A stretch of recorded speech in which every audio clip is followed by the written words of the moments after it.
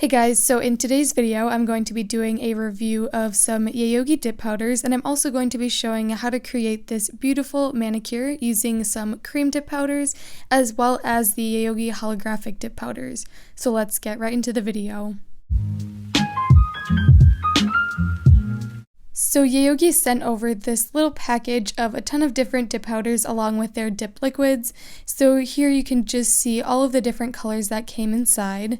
And I actually didn't use all of these dip powders, so I will be putting all of the extra ones I don't use in a giveaway in the future, so stay tuned for that. And along with the different dip powders, there are also the 3 different dip liquids. Here are all of the powders all combined. There are a lot of different colors, and they all come sealed in these little individual bags. And then once you take them out, you can see the actual color of dip powder inside.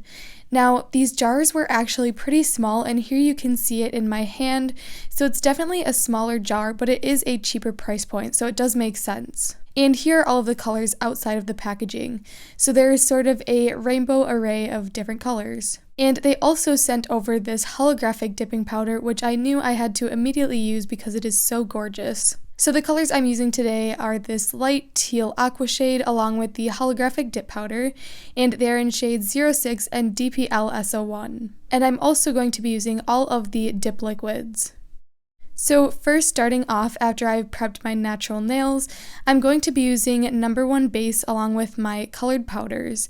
So on my nail, I applied a thin, even layer of base, and then I dipped into the colored powder, and I had previously applied a peel-off base coat just for easy removal.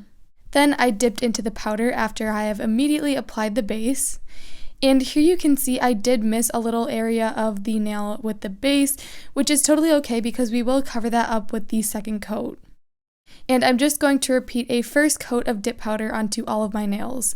And right off the bat, I noticed this dip powder didn't have tons of pigment, so it was pretty sheer.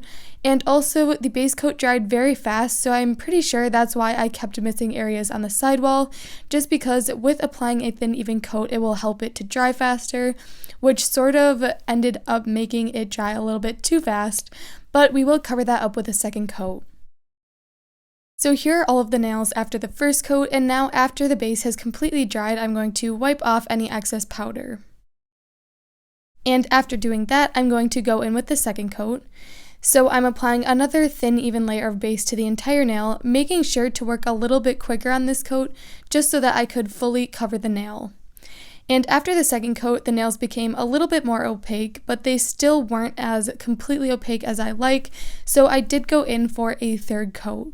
And along with having a cheaper price point, it sort of makes sense that the quality isn't as top-notch as, say, a Sparkle & Co. powder, which is totally okay because it is only a few dollars, so I can totally understand why they would be a little bit lower quality.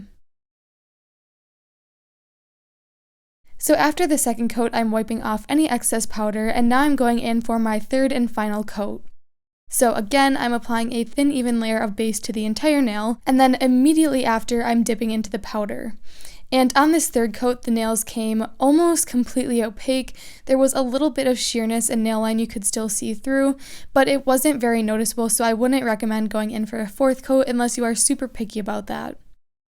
And then after the third coat, I'm wiping off excess powder, and now I'm going in with liquid number 2, which is the activator, and I'm applying a generous layer of this to all of the nails, and this will make sure that the dip powder is hard and ready for filing and buffing.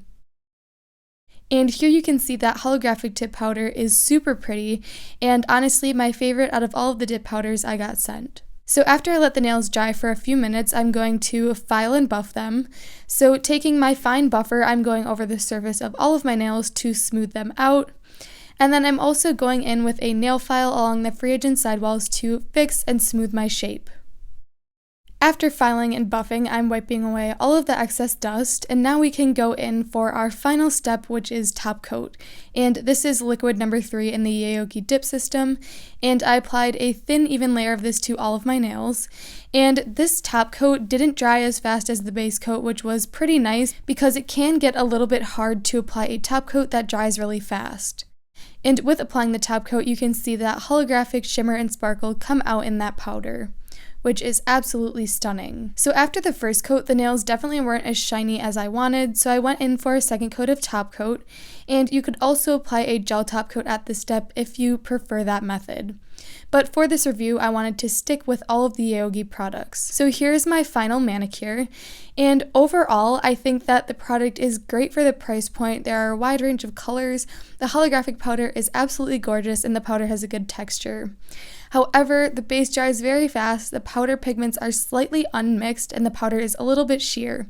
And in that picture, you can see that a little bit better. And I also wanted to mention that I do have a discount code for yayoge, so if you use code KATE10% off, you can get 10% off your entire order.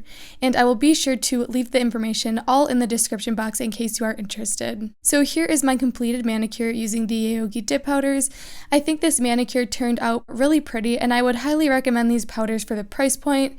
Now, they aren't as good as some of the previous dip powders I have tested, but they are a lot cheaper. So if you are looking for a great cheap alternative to some expensive dip powders, this is just for you. So I hope you guys enjoyed this video. If you did, be sure to give it a like and subscribe down below, and I will see you in the next one.